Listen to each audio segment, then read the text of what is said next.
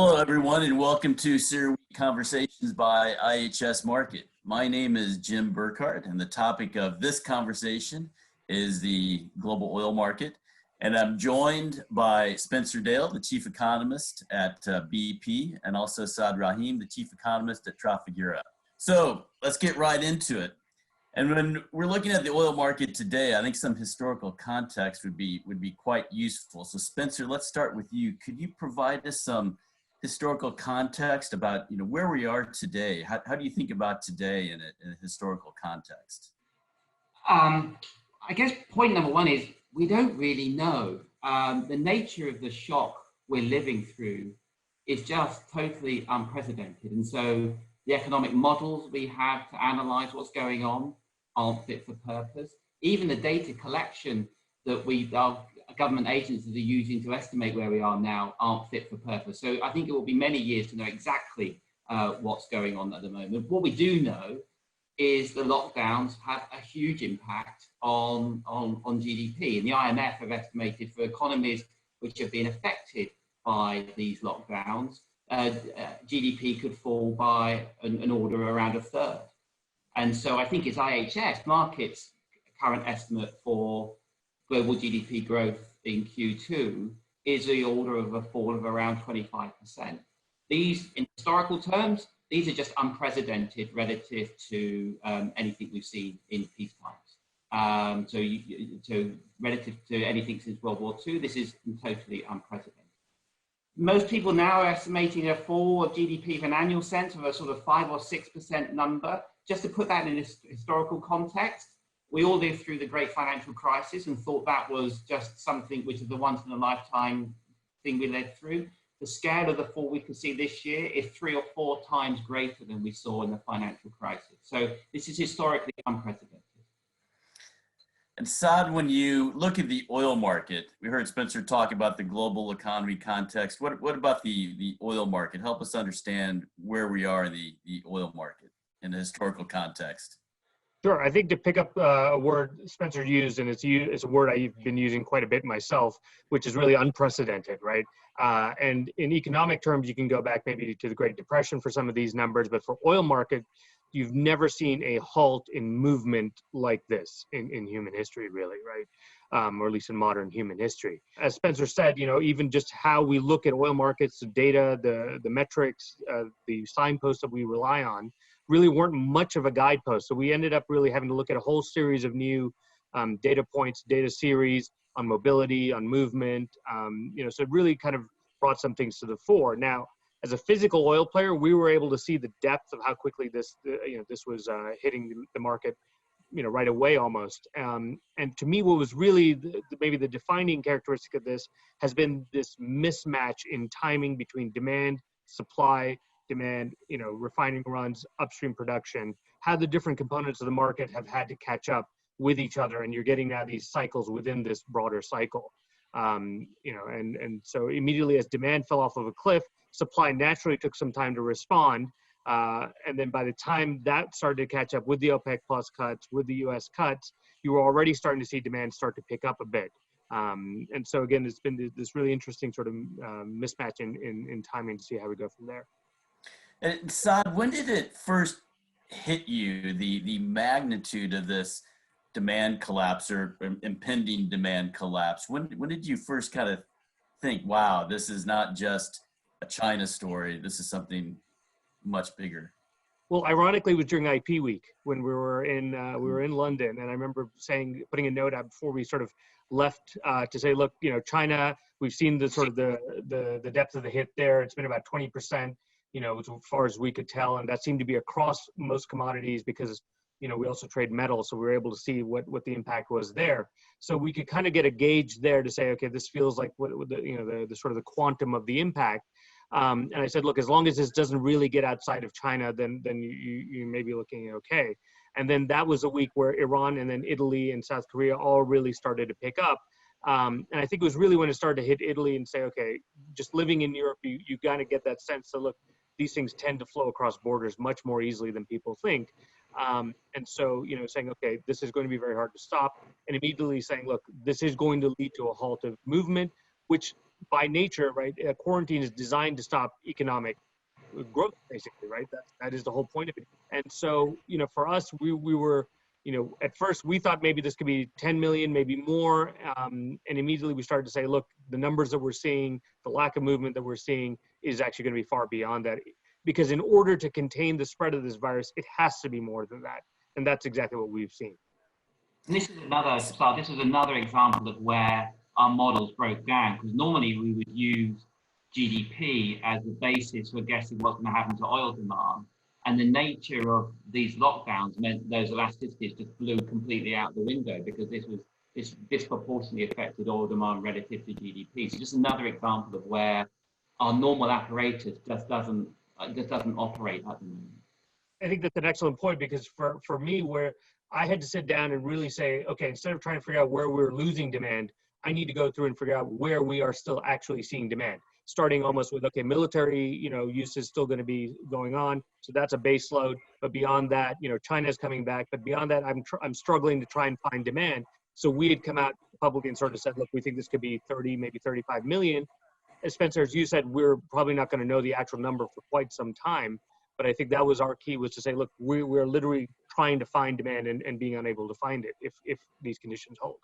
And that's also another point to bear in mind, is we've had this enormous shutdown of the world in Q2, or just go to April, which is like the peak of this shutdown, where huge swathes of the world were shut down, and we lost oil demand, who knows, 25, 20 million barrels a day, who knows exactly what the right number is.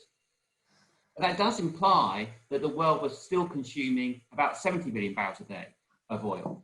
So it's worth remembering that even in this world which is shut down, streets were deserted, people were kept inside their houses, the world was still consuming, of the order of magnitude of 70, 75 million barrels a day of oil. So it's worth remembering that point as well. So let's look at demand now and the demand recovery. And one part of my question to you both is, Spencer, you mentioned the difficulty of measuring an economy or oil demand in real time. It's very difficult under the best of circumstances. When you look at demand today and how you think it could, unfold over the next year, what are you looking at? What are the signposts you're considering to map out a view of how oil demand could recover or not over the next year? And Saad will have strong views on this as well. I guess you can break this down into sort of two parts. One is, how much will GDP recover? And secondly, will the oil intensity of that GDP be significantly different or not? And for the second one, you can think of reasons in terms of people not commuting, working from home, less aviation, which have an impact. My hunch is it's the former which really matters. It's not the oil intensity of GDP, it's just the level of GDP and how much GDP come back. And here, I think there's enormous uncertainty. And I guess my one sort of message for people when they're trying to consume economic forecasts at the moment, ask your economists to tell you things in levels, not in growth rates. I think when growth rates are like this at the moment, look at levels. And so I think a question for GDP, when you're looking at GDP and for oil, is where do you think the level of oil demand, or where do you think the level of GDP next year will be relative to where it was in 2019 pre-COVID? Most of the forecasts, the consensus forecasts, including the IHS market forecast, the consensus one, has that level of GDP by next year being at or slightly above its 2019 level. Okay, now the question is that possible? In a world where we may have second waves, even if we don't have second waves, in a world of social distancing, is it really possible to get back to the same level of output that we were in 2019? The Economist, a week or so ago, their front cover was called the 90% economy. And this was the idea about where the economy could get back to in a world of social distancing. And at one level, you think 90%, that's pretty great. 90%. In a world of social distancing, when big parts of the hospitality sector can't come back, we can get to 90% of what we were. That's amazing. A 90% economy is the Great Depression. The level of GDP in 1931 was 92% of its level in 1929. And so that is the Great Depression if we're a 90% economy. And so I think that's the big concern. And that's, I think, is going to dominate, in fact, is going to dominate oil demand and everything else, is how much can an economy recover in a world where there's not a vaccine and you're still having to do social distancing? And I think the truthful answer is nobody knows that. And that seems to me the big uncertainty rather than the oil intensity of that GDP. I think we're very much aligned on this. You know, in struggling to try and find a way to describe this, you know, I kind of use the somewhat convoluted but you know, sense of saying, look, this is sort of like an inverted square root, right? You've come from a high level, dropped off, you know, very sharply, have come back up, but I think you're going to level off at a level that is below where you started. So I think from an oil demand perspective, we're in that upward part of the V, but I don't think it's very high, right? So it feels like demand is really picking up, but I think to get to Spencer's point, exactly that sort of getting back to 80, 90% is still going to be lower than where we started. And I look at the US, for example, you're saying, okay, 30 million people, call it, are out of work right now. Of those, 4/5 are saying, look, we're on temporary layoffs, right? Which is by far the highest rate that's ever been. You know, which indicates, okay, so you know, 4 out of 5 people think their jobs will come back relatively quickly, even if they've been laid off, not furloughed, but laid off. But that still means you're leaving somewhere like a 6 million overhang of structurally unemployed people. You know, which still puts you basically above where you were at the peak of the last recession. So, you know, to put it in those terms, you're saying, how can we really be coming back to the levels that we really were anytime soon? And I think if we go back a little bit further in history, we say, okay, you know, jet travel after September 11th didn't recover until 2005. Both jet and gasoline demand after the last crisis in 2008 didn't recover until 2015. And those were, in some sense, you know, those were financial crises. Those were not targeted directly at movement. Those weren't, you know, we didn't see the kind of unemployment that we're seeing here. So to me, you know, there is going to be sort of a level that we get to, and then structurally it's going to be hard to move beyond that. One point I would make a little bit longer term, and Spencer would be definitely interested to hear your thoughts on this, but I wonder if we don't see something like what we saw in the 1990s, which was you had cheap gasoline prices, infrastructure being built, low interest rates, and people really moving out, not just to the suburbs, but the exurbs, right? You saw that reverse in the 2000s as energy prices went up, you built up downtowns, people came back in. But now already you're starting to say people saying, look, I don't want to take public transportation as much. I don't mind commuting for a little while longer if it means I can get a bit more of space and I'm not in this crowded kind of environment. And again, this is where you will see, you know, mortgage rates being low, infrastructure being built out, that incentive for banks to go out and lend, and people maybe potentially moving out, and maybe that helps boost some of that. Now, I do think this will look very different. US, Europe, China, I think will look very different. But you know, I think that is something maybe a little bit longer term that helps mitigate some of the downward impact. And then one other thing is, I think we haven't really talked about emerging markets yet, right? And to me, the places that I'm really concerned about right now, Brazil, India, and Russia, right, in terms of where the cases are going, what the economic activity there looks like, and it, you know, unfortunately, it has a potential to look very, very bad there. And that really matters for oil demand. You think about the source of oil demand. You put China to one side and you think about the rest of developing Asia, so India and the rest of developing Asia and Africa. That accounts for an enormous part of the growth of oil demand we'd like to see over the next 20 years in gross terms, offsetting the falls we see elsewhere. And so the impact that COVID has on those economies is critical. And those economies, both because of the nature of their health systems and because of their ability of governments to use fiscal policy to support them, are far less or far more vulnerable. And so I think that is the other big unknown here. So can I ask you, in terms of this behavioural thing, I'm not even sure I know what side the impact is. So I can see on one side, people travel less in terms of aviation, people work from home more, and so commute less. Both of those reduce oil intensity of GDP. On the other hand, what we're seeing already in China is people switching away from mass transportation into private vehicles. We're also seeing if people don't go shopping or to restaurants, they get more deliveries at home, and so that's pushing it up. Do you have a sense about either those sort of behavioural things, if you can even sign it at the moment? I think it's easy to see the things which are where things are going to be less, but you don't have to think that hard to think where they're going to be more. And so I don't even know what the net of those two is, even in a science sense. I think that's right. I think that's exactly what we're seeing already happening in China, is that move away from public transportation. And in fact, what is also though is interesting is when the traffic is picking up and where it's picking up, right? So it is picking up during the week and not so much on the weekend. So during the weekdays, you're back up to 90, 100%, but it's on the weekends, you're still substantially lower, saying people may be still self-quarantining a bit or being a bit more careful before they go out. Having said that, auto sales in China in April were up for the first time, I think, in 18 months, right? And so very small, but that's enough to say, that maybe is where we are headed. And I go back to the U.S., which still, largest consumer of oil, and saying, in 2015, when prices fell, 75% of hybrids were traded in not for another hybrid or a sedan, but for an SUV or a light truck.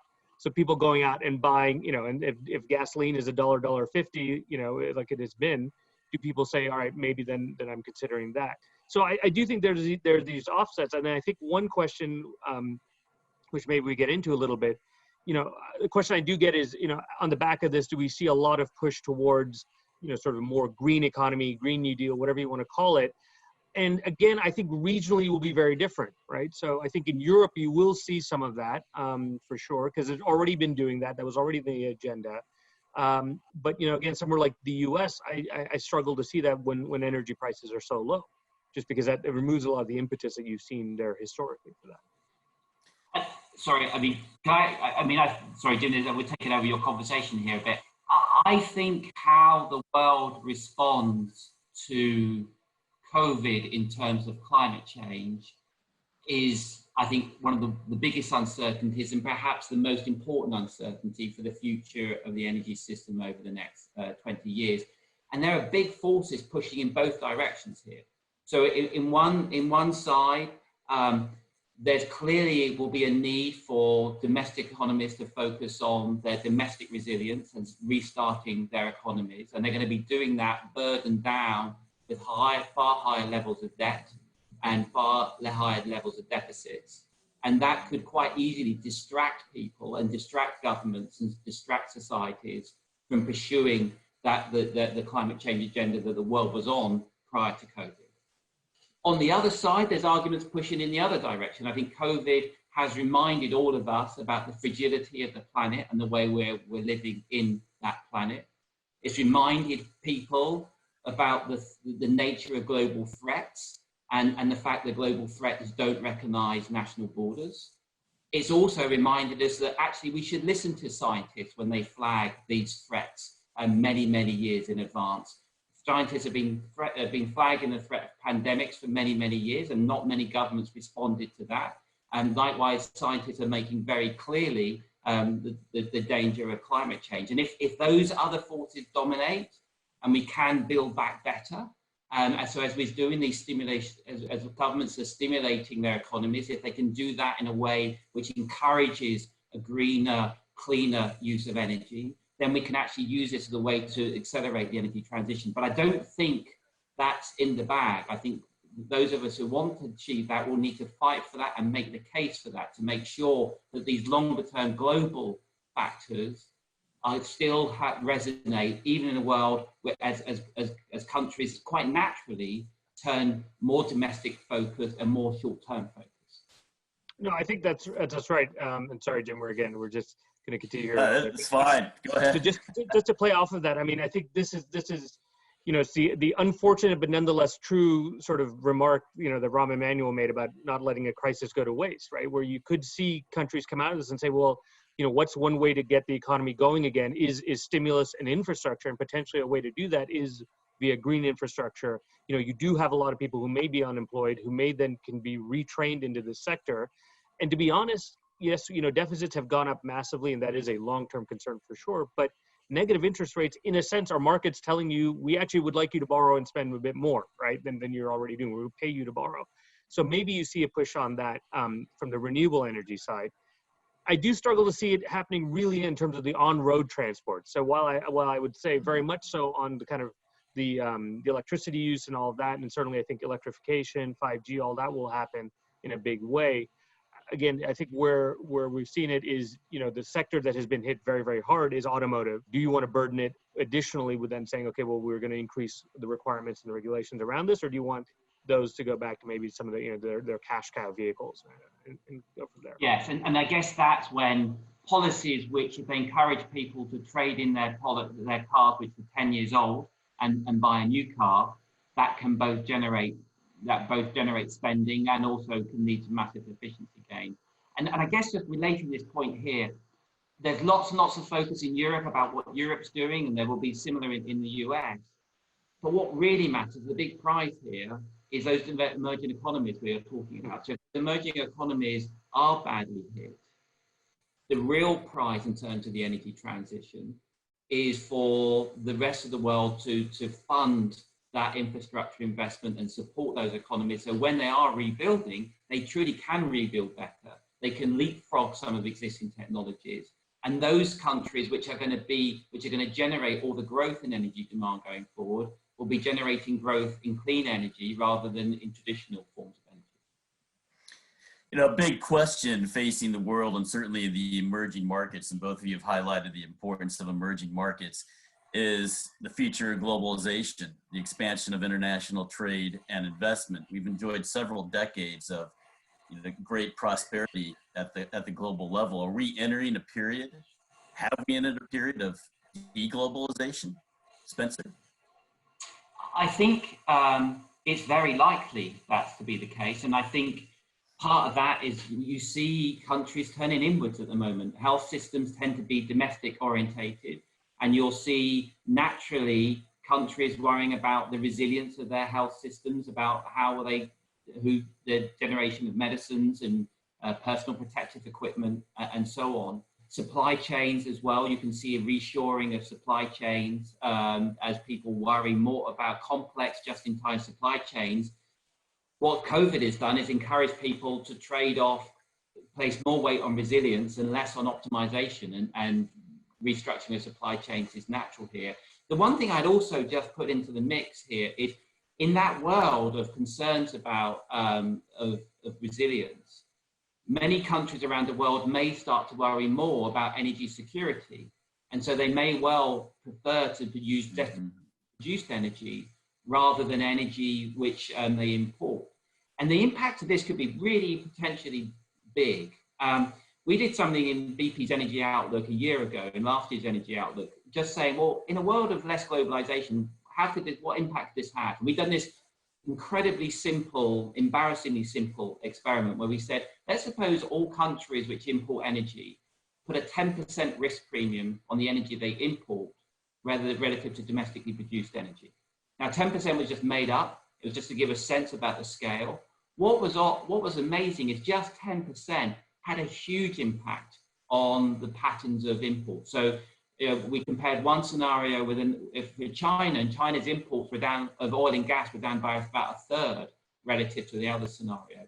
Oil and gas exports of the US were down, exports of oil and gas were down by around 2/3 because the market for imported oil and gas was drying up. And so essentially what those countries were doing were using more of their domestic energy. So in terms of China and India, more renewables, but also more coal as well, and also some support for their domestic oil and gas sector. So I think when this deglobalization, supply chains, we understand that energy security, and what I was struck by this little toy experiment was just how a 10% risk premium could generate really big numbers. I didn't expect that. And I think that I took that away as a learning, and now I'm sort of applying it here and saying, if we do see deglobalization, it could have significant implications, particularly for oil and gas, where those economies which are all the growth engines of energy going forward tend to have very large import dependency of oil and gas, and they may start to move away from that. That's actually a really interesting way to look at it, right? Because you have many producers, large producers in particular, who've always said, look, we can tell you how many reserves we have, but you have to tell me at what price, right? And because if the price is high enough, then I have significantly more reserves than what I'm saying. And I think maybe that is true than globally. And Jim, to your question, I think we've already, started to see it. I think what'll be interesting is, do we get regionalization, right, rather than globalization? So you get supply chains and energy chains in particular moving back. So, US, Canada, Mexico, they've been really trying to strengthen that sort of relationship. And then you've got Europe as well, and then China certainly reaching out to its, kind of with the Belt Road Initiative and things like that as well. So do you really tie this in? And I think that is really the question of where we go from here, because you have seen these now vulnerabilities really emerge, right? And I think now the question becomes, going forward, is really, where does the next wave then of supply come from? If, as Spencer said, you are still, even with the worst, kind of oil crisis in history, you are still needing 70, 80 million barrels a day of oil produced. And if we stay down here at these levels for some time, you're not seeing the new wave of projects come in over time, right? Where does that leave us in a couple of years? So let's tackle supply, oil supply, or think about supply. Going from the 1930s to the 1960s, the Texas Railroad Commission was, the de facto global oil market regulator, if you will. Then we know, OPEC, and then 2016 we had OPEC plus. When you think about where we are today, where we're experiencing the biggest production cut in history, both government directed and based on economics, is there going to be a supply management effort or mechanism in the months and years ahead? Is it going to be similar to the past, different, or how do you two think about that? Saad, you want to start off with that? Sure, yeah. Look, we have a supply mechanism in place right now, which is OPEC plus, and really core OPEC, right? So if we look at the size of the cuts that Saudi Arabia, UAE, Kuwait in particular have put together, right? Again, given the scale and the scope of the demand shock, it wasn't enough initially, but as demand has recovered, you've seen that now start to come into play, and we're starting to see inventory draws and the like. But going forward, I think for them to then have to retain that for some time, I think becomes the interesting question, because already with prices just back to where we are today, we are already starting to see people turn things back on almost as quickly as they turned them off. And you've certainly seen that already in the U.S. shale sector, which is, again, seen, we think probably about a 1.4 million barrel a day drop already, and yet people are saying now, well, things we've just turned off a couple weeks ago, we may start to be bringing back on, simply because prices have got back to a level where we think we can do that. And remember, for most of the countries under the OPEC plus G20 agreement, it was really only for 2 months, right? And then tapering off from there. So a lot of these countries are then going to start to say, Mexico, whoever else, for example, are going to start to say, we've fulfilled our commitment, the crisis has passed, and we're going to go back to producing, but not really then doing that math to say, look, in a 90% market is still one where we're oversupplied for some time, and you have a lot of oil in storage. So to work that off will take us some time. So there needs to be still some form of supply mechanism. What's ironic is, yet again, OPEC plus have handed the U.S. shale producers a lifeline again, because we have seen a few bankruptcies, but again, not as many as you would have expected or thought, given the scale of this crisis. And here we are, some of these producers who did look vulnerable already starting to talk about bringing production back. So I think there is, the participants, shall we say, of OPEC plus are likely to feel that there is some need for this going forward. The big question for me will be, what is Russia's role in all of this, right? And how do they view that going? I share much of Saad's points. I guess 2 or 3 things. One is, when you think about the power of OPEC and how OPEC is designed, the thing it's most perfectly designed to do is respond to temporary demand shocks. If you was a college professor and you was writing a paper, you was doing an essay, exam question, and you wanted to pick a sort of shock, an archetypal shock, which OPEC should respond to, it wouldn't be far off COVID. This thing about this lockdown, which then comes back. And so it was odd initially that this shock was the straw that broke the camel's back in terms of breaking up of OPEC plus alliances initially, because in some sense, this is the right shock, the shock where that sort of supply management really should work. And that sort of, when we think about the compliance going forward side, I guess at least I had that in my mind. I guess 2 other things I thought were new coming out of this. One is, there was new players involved here in terms of bringing the OPEC together. So there's clearly a much publicized role of the US administration. But also I think there's a very significant role played by Fatih Birol and the IEA who use their convening powers together with the G20 to bring OPEC together. And I think that role played by Fatih and the IEA was very significant in this process. And I guess the third thing which strikes me is, this may sound a bit perverse, but one way to think about this is Saudi Arabia's power, they come out even more powerful as a result of this, in the following sense. When they hold spare capacity, the nature of the conversation they will often have with other OPEC members is, we're willing to cut our supply, but only if you're willing to cut yours, with the implicit threat that if you don't, we'll open the taps and you will lose more than us because we can expand our supply by more. And always underneath that sort of game and that sort of bargain was, really? Could they really open the taps? And do they really want to open the taps? And even if they do, could they? Well, in some sense, we know the answer to that now. They will, under circumstances, open the taps, and they can. And therefore, when they next sit round the table, the nature of that implicit type of bargain would have changed as a result of what we've gone through relative to where we were before.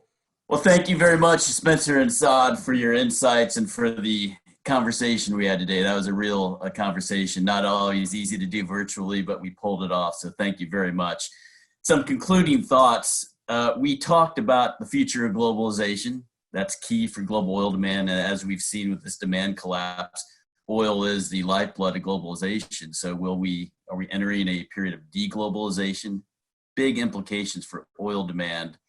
And also, we're seeing today at this early stage of trying to understand the world, what's happened in light of COVID-19, is there are different trends emerging, different, sometimes even contradictory trends. You know, will we see more people commute by cars? Also, will we see more people telecommuting? What's the net impact on oil demand? And when you take that to a higher level, it gets to the question of energy transition. Will the repercussions of COVID-19 accelerate the energy transition or decelerate the energy transition? And as Saad and Spencer alluded to, we may see greater regional differences in this energy transition. So we're seeing globalization being pushed apart towards deglobalization, and we're likely to see the impact on energy transition really depend on each region's response. There may be some regions where it's an accelerated energy transition, other regions less so. So COVID-19 and its aftermath, a more complex world, perhaps with greater regional differences. So thank you all very much for joining us on CERAWeek Conversations by IHS Markit. Okay, thank you.